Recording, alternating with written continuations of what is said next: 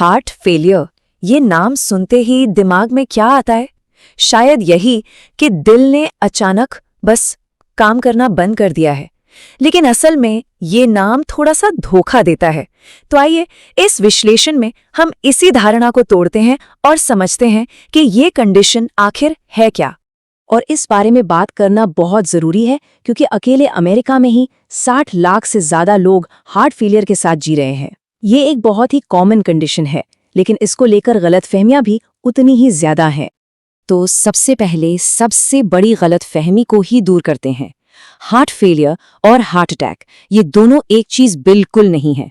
Heart attack को समझे एक तरह की प्लम्बिंग प्रॉब्लम, खून की नली में अचानक कोई रुकावट आ गई, जबकि हार्ट फेलियर एक पंपिंग प्रॉब्लम है। ये कोई अचानक होने वाली घटना नहीं है, बल्कि एक लंबी चलने वाली कंडीशन है जिसमें दिल यानी हमारा पंप धीरे धीरे कमजोर होता जाता है। तो चलिए पहले हिस्से में हम इसी पंप की समस्या पर थोड़ा और फोकस करते हैं। ये समझना बहुत जरूरी है कि ये एक लंबे समय की दिक्कत है, कोई अचानक हुआ हादसा नहीं। और यही इस पूरे विश्लेषण का सबसे जरूरी पॉइंट है। हार्ट फेलियर का मतलब दिल का रुक जाना नहीं है। सोचिए, हमारा दिल एक पंप है जो पूरे शरीर में खून पहुंचाता है। हार्ट फेलियर में बस ये पंप थोड़ा कमजोर हो जाता है। ये काम तो कर रहा है, लेकिन उतनी ताकत से नहीं जितना इसे करना चाहिए। अब कहानी में एक दिलचस्प मोड़ आता है। क्या होगा अगर मैं कहूं कि शरीर खुद को बचाने की कोशिश में इस प्रॉब्लम को और भी खराब कर देता है? जी हाँ, हमारे अगले हिस्से में हम इसी दुष्चक्र यानी विशियस साइकिल की बात करेंगे, जहां शरीर के अच्छे इरादे ही उस पर भारी पड़ जाते हैं। ये सब एक चेन रिएक्शन की तरह होता है। देखिए, सबसे पहले दिल को किसी वजह से, मान लीजिए हाई ब्लड प्रेशर से, कोई नुकसान पहुंचता है। इसके जवाब में हमारा शरीर अपने इमरजेंसी अलार्म बजा देता है। ये कुछ हार्मोन्स और नर्व सिग्नल्स को एक्टिवेट करता है, जिन्हें RAAS और SNS सिस्टम कहते हैं। शुरू में तो ये मदद करते हैं, ये दिल को कहते हैं और जोर से धड़को और तेजी से काम करो।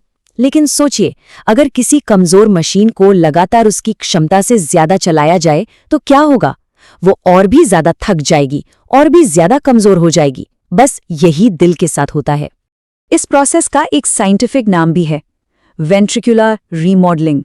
नाम थोड़ा मुश्किल है, पर मतलब सीधा सा है कि दिल की मांसपेशियां सचमुच अपना आकार और अपनी बनावट बदलने लगती हैं। वो या तो खिंचकर पतली हो जाती हैं या फिर मोटी और सख्त हो जाती हैं, और दोनों ही सूरतों में वो अपना पंपिंग का काम ठीक से नहीं कर पाती। और यही वो खतरनाक दुष्चक्र है जिसे तोड़ना बहुत जरूरी है। तो डॉक्टर्स इस दुष्चक्र को तोड़ते कैसे हैं?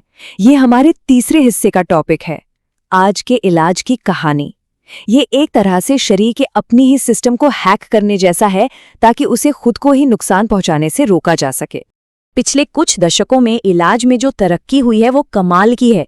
कहानी शुरू हुई 80 के दशक में ACE इनहिबिटर्स के साथ, जिन्होंने पहली बार ये साबित किया कि शरीर के इस नुकसानदायक चक्र को रोका जा सकता है। फिर 90 के दशक में आए बीटा ब्लॉकर्स, जो पहले मना थे, लेकिन बाद में पता चला कि वो तो दिल को स्ट्रेस हार्मोन से बचाते हैं। इसके बाद पेसमेकर जैसी टेक्नोलॉजी आई, और अब हमारे पास सैक्यूबिट्रिल, वल्साटिन जैसी स्मार्ट दवाएं हैं जो पहले से कहीं बेहतर तरीके से काम करती हैं। इन सभी मॉडर्न दवाओं के पीछे का आइडिया एक ही है, वो शरीर के उन्हीं अलार्म सिस्टम्स यानी RAS और SNS को टारगेट करती हैं जो ओवर एक्टिव हो गए हैं। इन सिस्टम्स को ब्लॉक करके या धीमा करके ये दवाइयां दिल पर से प्रेशर कम करती हैं। इससे दिल को थोड़ा आराम और ठीक होने का मौका मिलता है। ये एक बेहतरीन उदाहरण है कि कैसे साइंस की गहरी समझ सीधे बेहतर इलाज तक ले जाती है।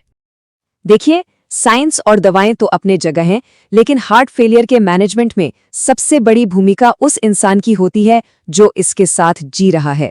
हमारा आखिरी हिस्सा इसी पर है, सेल्फ मैनेजमेंट, यानी खुद अपनी देखभाल करना कितना जरूरी है। और इसमें 2 आदतें सबसे ज्यादा जरूरी हैं। पहली, रोजाना अपना वजन लेना। वजन में अगर अचानक बढ़ोतरी होती है तो ये इस बात का पहला संकेत हो सकता है कि शरीर में पानी जमा हो रहा है। और दूसरी, दवाएं। इन्हें ठीक वैसे ही लेना जैसे डॉक्टर ने बताया है। ये दवाएं दिल के लिए एक सुरक्षा कवच की तरह हैं। और भी कई चीजें हैं जो की जा सकती हैं, जैसे खाने में नमक कम रखना ताकि शरीर में फालतू पानी जमा ना हो, डॉक्टर की सलाह से थोड़ा बहुत व्यायाम करना, स्मोकिंग और शराब से दूर रहना, और स्ट्रेस को मैनेज करना। ये सब सुनने में छोटी छोटी बातें लगती हैं, पर मिलकर ये बहुत बड़ा फर्क लाती हैं। और आखिर में ये सबसे जरूरी बात, हार्ट फेलियर का पता चलना किसी की जिंदगी का अंत नहीं है। सही मैनेजमेंट के साथ बहुत से लोग एक पूरी, एक्टिव और नॉर्मल जिंदगी जीते हैं। क्यों? क्योंकि वो अपनी देखभाल करने की कला में माहिर हो जाते हैं। तो हम इसे एक सोचने वाले सवाल के साथ खत्म करते हैं। साइंस लगातार आगे बढ़ रहा है। माइक्रो आरएनए और माइटोकॉन्ड्रियल फंक्शन जैसी गहरी चीजों पर रिसर्च हो रही है।